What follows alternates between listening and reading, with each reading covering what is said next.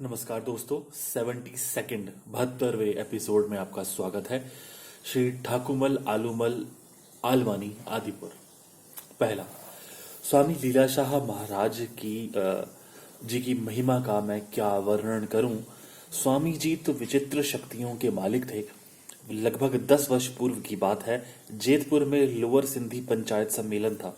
मैं भी वहां गया था तथा सम्मेलन की कैंप में न रहकर स्वामी जी के पास ठहरा था। स्वामी जी शहर से लगभग 5 मील दूर एक सुनसान इलाके में ठहरे हुए थे। एक दिन सम्मेलन समाप्त होने के बाद तलहार निवासी सेठ चेलाराम अपनी कार द्वारा मुझे तथा स्वामी जी को छोड़ने के लिए चला। जब हम वहां पहुंचे तो स्वामी जी कार से उतर गए। तब सेठ चेलाराम मुझसे कहने लगा कि तुम वापस जेतपुर चलो, यहाँ रहने की अच्छी व्यवस्था नहीं है। वहां रहने व खाने पीने आदि की अच्छी व्यवस्था है। मैंने उससे कहा कि मैं यहाँ स्वामी जी के पास ही ठीक हूँ। यहाँ की धरती भी मेरे लिए स्वर्ग के समान है। स्वामी जी को इस बात का पता चल गया। अतः सेठ चेलाराम से कहने लगे कि भाई चेला, तुम कल इससे पूछना कि किस पर सोया था। सेठ चेलाराम लज्जित हो गया। स्वामी जी को चरण स्पर्श कर चला गया। स्वामी जी का प्रिय शिष्य उपलेटा निवासी श्री भोजराज केसवानी भी वहां था। उसे स्वामी जी कहने लगे कि भाई ठाकुर को उसके रेशमी मखमली बिस्तर पर सुलाना। श्री भोजराज कहने लगा कि रेशमली मखमली बिस्तर कहाँ से आएगा। वहां भोपाल का एक मेहमान ठहरा हुआ था जिसने अपना रेशमी बिस्तर लाकर मेरे बिस्तर पर बिछा दिया। मैं जब सोने के लिए पहुंचा तो वह सब देखकर आश्चर्य में पड़ गया। स्वामी जी को अपने भक्तों का इतना ख्याल रहता था। दूसरा, लगभग 6-7 वर्ष पूर्व की बात है। मैं तथा श्री मलकानी वकील अचानक नैनीताल की ओर रवाना हुए। काठ गोदाम से बस में बैठे, रास्ते में हनुमानगढ़ी उतरे। हम अपना कुछ सामान काठ गोदाम में रखकर आए थे।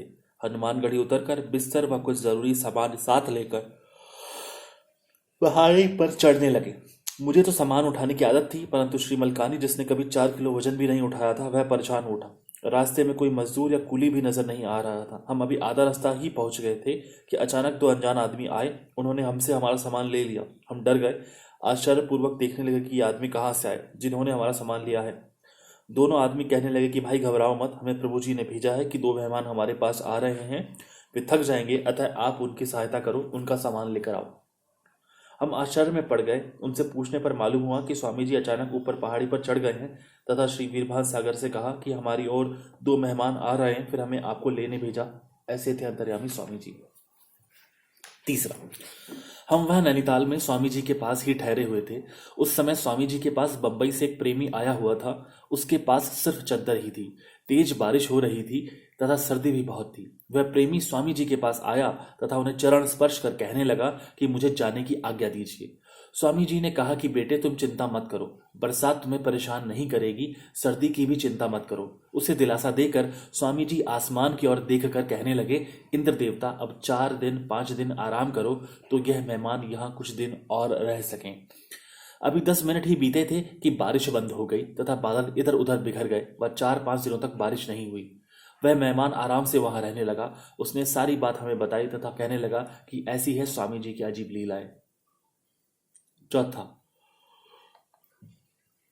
गोपालपुरी गांधीधाम कच्छ के बूढ़ा आश्रम का सेवादारी श्री भगवान दास, जो अब इस दुनिया में नहीं है, एक बार स्वामी जी को आश्रम में सत्संग करने के लिए ले गया।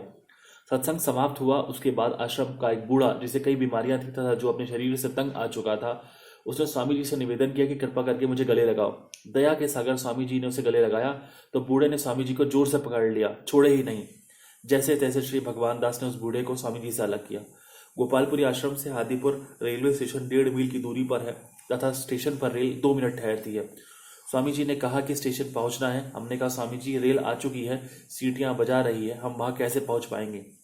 स्वामी जी ने कहा कि भाई रेल हमें छोड़कर नहीं जाएगी। इतना कहते ही स्वामी जी स्टेशन की ओर दौड़ पड़े। हम भी उनके पीछे पीछे दौड़ पड़े। स्वामी जी स्टेशन पर पहुंचकर रेल में बैठे। उसके भी 10 मिनट बाद तक रेल खड़ी रही, क्योंकि ड्राइवर गार्ड व स्टेशन मास्टर का आपस में विवाद हो गया था। ऐसे कई चमत्कार हैं स्वामी जी के। धन्यवाद।